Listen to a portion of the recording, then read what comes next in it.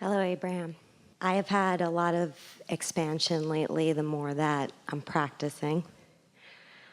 One of the areas I'm working on is in relationships and love. I desire loving relationships. I found myself surrounded with a lot of people that I was having a hard time. I'm trying to work out the conditional parts as well as honoring my own inner self. And I feel like my inner being is letting me know, okay, these people, they're not in a great place. They can't really offer much to you. Go to a different place, go within, take care of yourself. I feel like that was the lesson that I've learned through these relationships, is how to love myself so I can bring in more loving relationships. Well, we're appreciating what you're saying, and we are in agreement with a lot of it.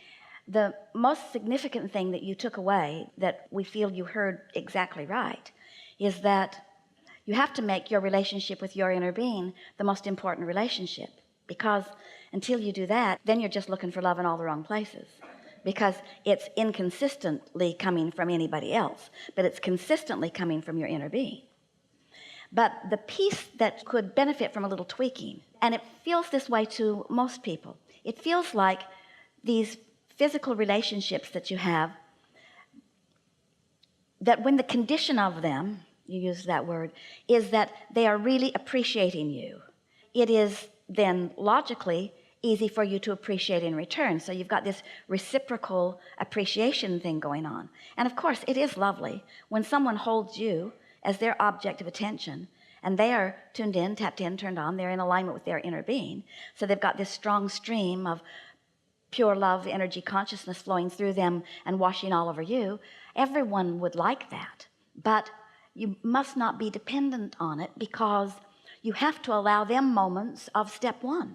You have to allow them moments of collecting the information for their own evolution. No one can steadily always be there for you like that. Your inner being can. And that's why what you said was just right. You can feel that your inner being is saying, let your attention to this, let your self-love be what you are focused upon most. That makes sense to you, doesn't it? So then we want to say to you that really quite easy way to go about this is, if you would decide, like right now, you're ready for this because you're not far from understanding fully everything that we're offering here. If you would focus on relationships in your life, whether they are brief or long, whether they are really personal or more general, if you would let your emphasis be on first having prepared yourself so that you're in that vibrational alignment in close proximity to your vortex, so that you're in that receiving mode, so that you are in the receiving mode of your source energy, and then you are the one flooding the appreciation all over the other. So what your focus is upon is what you are appreciating of them, not what you are needing back from them. Because when your emphasis is upon your alignment and therefore what you are flowing to them, you don't need anything back from them. You are fulfilled, you are refreshed, you are enlivened, you are all that you are here to be. There is satisfaction and then flowing that outward. But if you don't take the time to line that up first, and so you're in some sort of neediness, and then you're looking for something from another that they may or may not be able to give you, now you're dependent upon them. And if it doesn't flow, then you begin to feel resentful because it's something that is so necessary to your well-being, you see. One of the hardest things for most people is to flow appreciation to themselves. You're harder on yourself than you are anybody else as a general rule. But when you get the whole of this picture in your mind and you realize that you can, through meditation or through appreciation, Esther likes to sit, there are a few decks of well-being cards and law of attraction cards, and the Hay House publisher has found just the most delightful artists who have taken the words that we have spoken and that Jerry and Esther gathered, and then an intuitive artist, 3 or 4 different ones, have sat with the essence of the vibration of the words until in their receiving mode they've been inspired to the art. So when Esther sits with any of those cards, they're on different subjects, so it depends on what she's wanting to restore or emphasize. She can feel, just by holding them in her hands and by leafing through them, the influence that all of this energy that has gone before has upon her in that moment. So when you're talking about relationships, you're really talking about influence. You're talking about their influence on you and your influence on them. But before anybody can have a good conversation about your influence on them or their influence on you, you've got to talk about you having put yourself in a position where you are influenceable by your inner being, because until you have harmonized with that energy, you don't have anything to give anybody anyway. And so all the conversation that came before doesn't matter at all.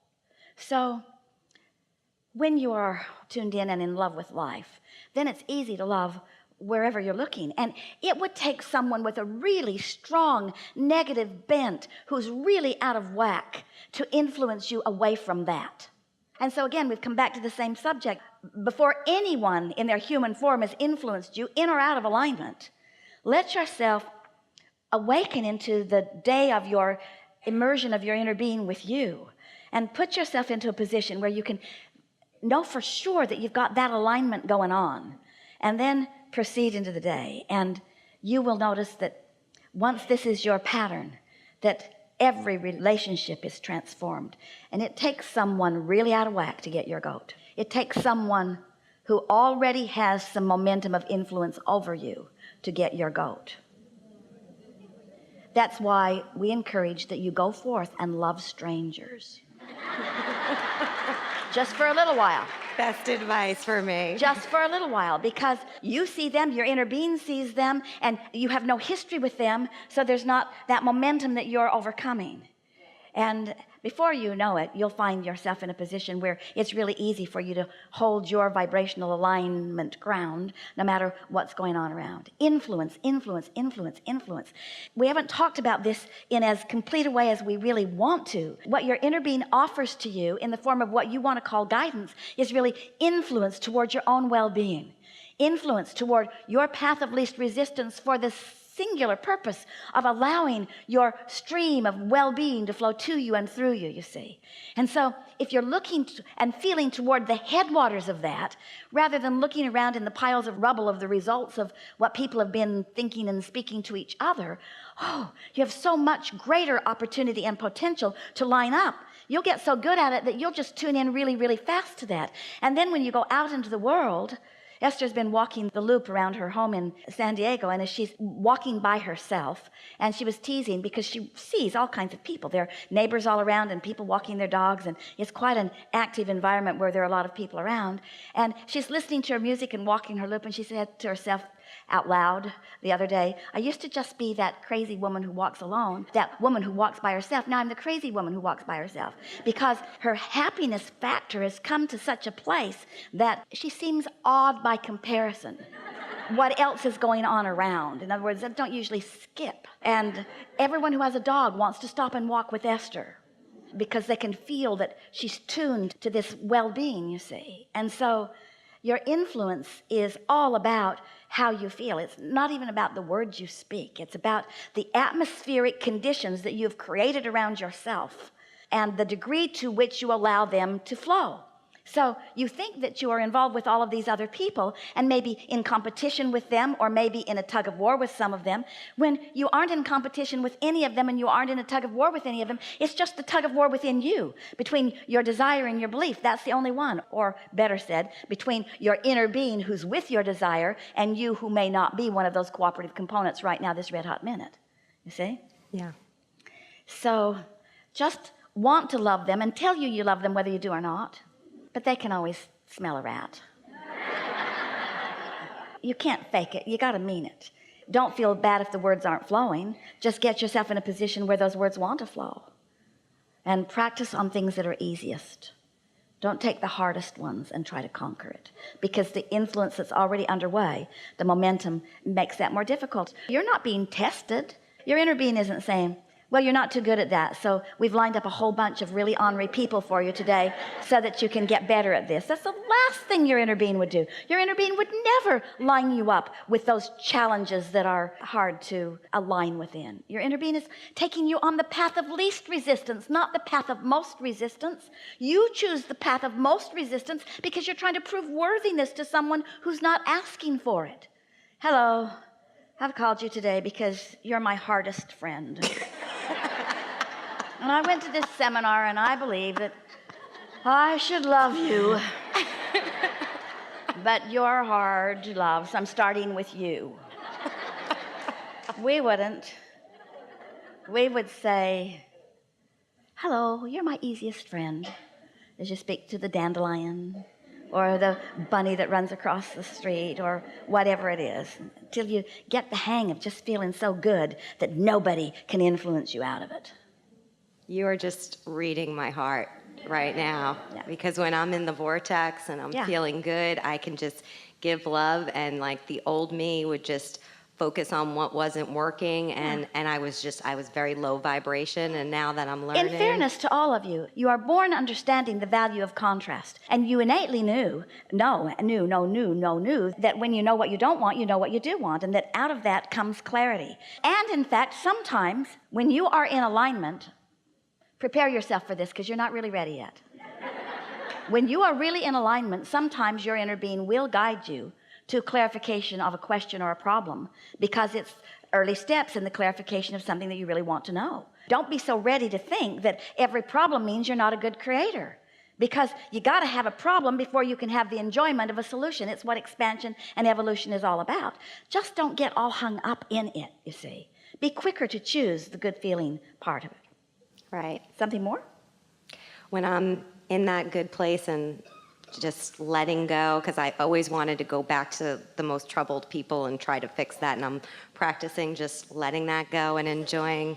One day, Jerry and Esther were driving. They were in Orlando, and Esther was driving, Jerry was navigating, and they had a new navigational system in the vehicle, and so Esther was really having fun letting it compete with Jerry and his map. And so she got on a roadway, and Jerry's watching her, and Esther's confidently just moving quickly down this freeway. And Jerry said, you do know that you're going exactly the opposite direction that you need to be going. And Esther said, what?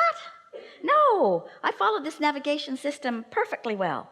And Jerry said, maybe so, but we're going the wrong way. That was really hard for Esther to accept, because she believed that she had programmed it accurately, and she believed that she had followed its guidance accurately. She didn't think she'd misunderstood anything. So she said, I know. Let's go back to where we started, reprogram it again, and see what went wrong. And Jerry said, or we could just turn around and go the right way now.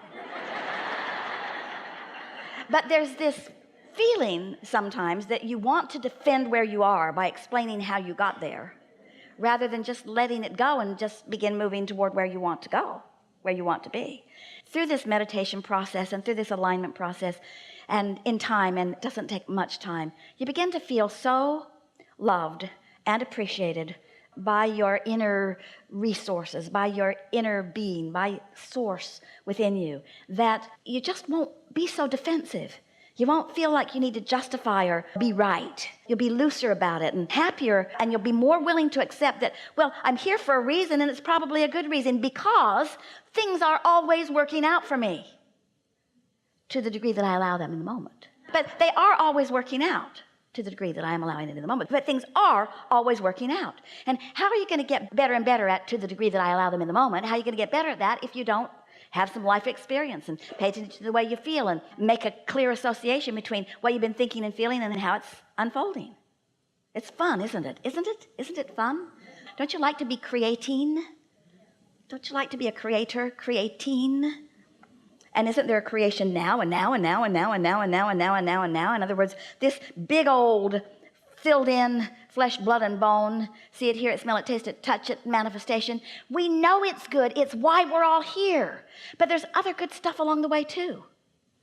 There's other really good stuff. Were you ever in some house where some really nice person, like Esther, she likes this day, cooked Thanksgiving dinner while you waited in the other room? And you can smell it coming. Ooh, it smells like onions. Then it smells like onions and celery. And then it smells like onions and celery and a little sage and poultry seasoning. And then it smells like something sweet, like marshmallows. And then it smells like pumpkin. And long before you get it in your mouth, You've had all of this translation of vibration before the 10 minutes that it took you to eat it all.